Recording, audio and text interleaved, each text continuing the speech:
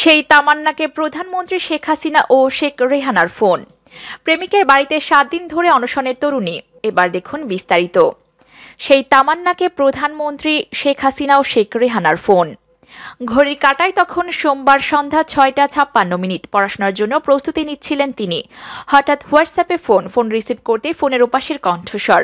আমি প্রধানমন্ত্রী শেখ হাসিনা বলছিলাম, আমি কি তামান্নার সঙ্গে কথা বলছি? ফোনের ওপাশের কণ্ঠস্বর শুনে ঘাবড়ে যান তামান্না আক্তার নুরা। এরপর তাকে অভিনন্দন জানান প্রধানমন্ত্রী শেখ হাসিনা। ক্ষণিকের জন্য তামান্না বাকরুদ্ধ হয়ে পড়েন, এক পর্যায়ে কেঁদেই ফেললেন। তাকে কান্না থামাতে বললেন প্রধানমন্ত্রী। কান্না থামিয়ে প্রধানমন্ত্রী শেখ হাসিনাকে সালাম দেন তামান্না। এ সময় তামান্না প্রধানমন্ত্রী শেখ হাসিনার সঙ্গে দেখা করার ইচ্ছা এবং তার স্বপ্ন পূরণে প্রধানমন্ত্রীকে পাশে চান। প্রধানমন্ত্রী তার স্বপ্ন পূরণে পাশে থাকার আশ্বাস দেন। তিনি তামান্নাকে বঙ্গবন্ধু মেমোরিয়াল ট্রাস্টে একটা আবেদন করার পরামর্শ দেন। ওই ট্রাস্টের মাধ্যমে তামান্নাকে সব সহযোগিতার আশ্বাস দেন প্রধানমন্ত্রী শেখ হাসিনা। তামান্নার সঙ্গে টানা 4 মিনিটের কথোপকথনে প্রধানমন্ত্রী তামান্নাকে একাধিকবার সাহস হারাতে নিষেধ করেন। বলেন, সাহস আর মনোবল থাকলে তুমি অনন্য উচ্চতায় পৌঁছাতে পারবে। এর আগে বিকাল 4:30টার দিকে তামান্না হোয়াটসঅ্যাপে নাম্বারে ফোন দেন প্রধানমন্ত্রী শেখ হাসিনার ছোট বোন শেখ রেহানা। ফোন রিসিভ করতেই তামান্নার ফোনের ওপাশের কণ্ঠস্বর বলেন, আমি লন্ডন থেকে শেখ রেহানা বলছি। আমি কি তামান্না নুরার সঙ্গে কথা বলছি? তখন কান্না করতে থাকে তামান্না। কান্না থামাতে বলে শেখ রেহানা বলেন, কেঁদো না, টানা ভালো রেজাল্ট করায় তোমাকে অভিনন্দন।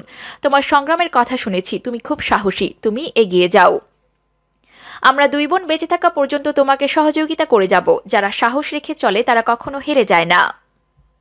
যশোরের ঝিকরগাছা উপজেলার বাঁকুড়া আলীপুর গ্রামের রওশন আলী ও খাদিজা পারভিন শিল্পীর দম্পতির সন্তান তামান্না আক্তার নুরা।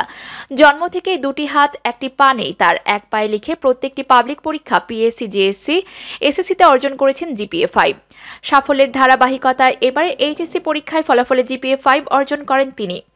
গত 24শে জানুয়ারি প্রধানমন্ত্রীর সঙ্গে দেখা করা সহ 2টি স্বপ্নের কথা জানিয়েছে প্রধানমন্ত্রীর কাছে চিঠি লিখিয়েছেন তামান্না। প্রধানমন্ত্রী শেখ হাসিনা তার বোন শেখ রেহানার সঙ্গে ফোনে কথা বলতে পেরে দারুণ খুশি তামান্না। তিনি বলেন, প্রথমে ঘাবড়ে গিয়েছিলাম, মধুর আবেগে থরথর করে কাঁপছিল আমার ভেতরটা। মনে হচ্ছে আমার জীবনে সৃষ্টি হয়েছে ইতিহাস।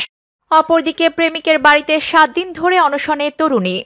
পটুয়াখালীর দুমকিতে বিয়ের দাবিতে প্রেমিকের বাড়িতে 7 দিন যাবৎ অবস্থান নিয়ে অনশন করছেন তরুণী মুক্তা রানী।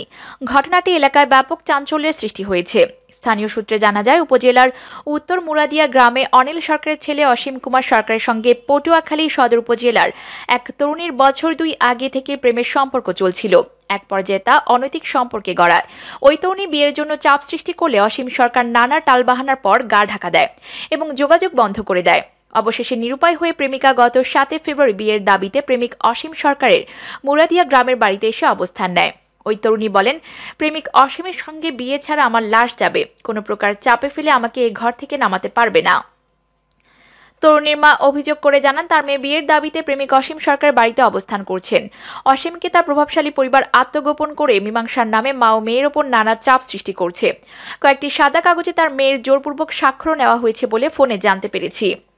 মুরাদিয়া ইউপি চেয়ারম্যান মিজানুর রহমান শিকদার ঘটনার সত্যতা স্বীকার করে বলেন, উভয় পরিবারের সম্মতিতে মীমাংসার উদ্যোগ নেওয়া হয়েছে। তবে অভিযুক্ত ছেলে অনুপস্থিত থাকলে মীমাংসার সম্ভাবনা নেই। দুমকি থানার ওসি আব্দুল সালাম বলেন, ঘটনাটি আপনার কাছেই শুনেছি, তবে এখনো কেউ অভিযোগ করেনি। অভিযোগ পেলে আইনগত ব্যবস্থা নেওয়া হবে।